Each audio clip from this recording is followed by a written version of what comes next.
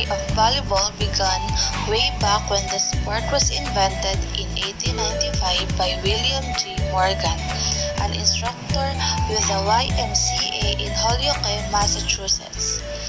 William G. Morgan decided to blend the elements of basketball, baseball, tennis, and handball to create a game for his classes of businessmen which would demand less physical contact than basketball.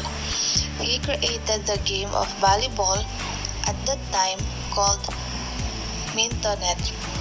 So Morgan borrowed the net from tennis and raised it 6 feet and 6 inches above the floor, just above the average man's head.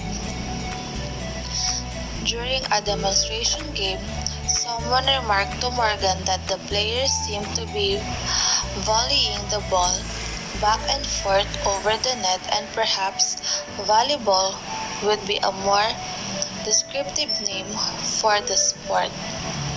The history of volleyball reveals that on July 7, 1896, at Springfield College, the first game of volleyball was played. Volleyball facilities and equipment. Volleyball court dimensions.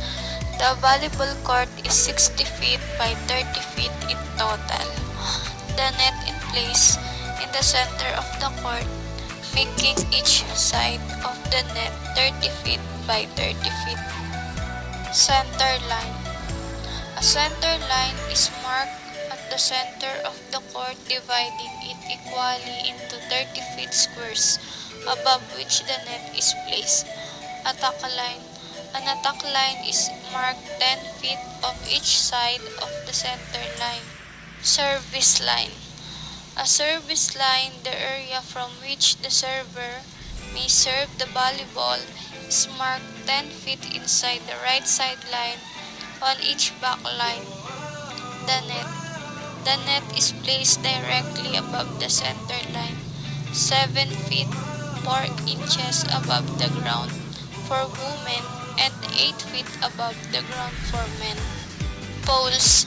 Volleyball poles should be set at 36 feet apart, 3 feet further out from the sidelines. Ceiling height. The minimum ceiling height should be 23 feet, though they should. The 6 basic volleyball skills are passing, setting, spiking, blocking, digging, and serving. Passing is often thought of as the most important skill in volleyball. If you can't pass the serve, then you won't ever put your team in a position to score a point. The importance of serving is often undervalued. Many coaches don't teach players to serve aggressive and use this opportunity to give the team an advantage for scoring points. Blocking is perhaps the least taught skill in volleyball. Players can get away with poor blocking skills because not blocking isn't going to hurt the team as much as being poor at executing other skills in volleyball. Digging is another skill that isn't focused on quiet as much as most skills in volleyball.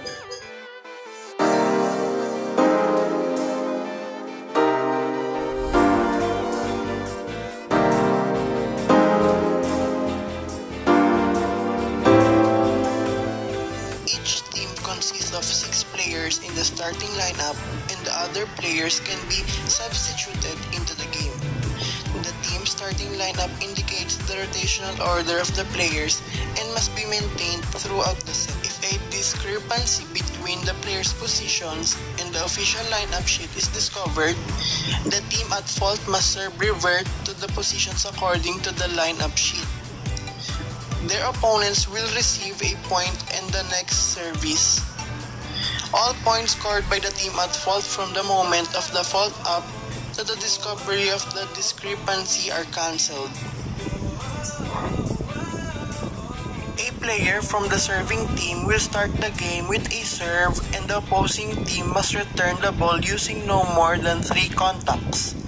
Usually, the first contact is a pass aimed to push the ball towards a setter. The setter will use a set move pass the ball into the hitter or attacker. The hitter will either spike or hit the ball over the net conclude an attack. The team on defense will try to prevent the ball from landing on their court by blocking the ball. If the ball gets through the blocking move, other players on the defensive team will attempt to control the ball with a dig.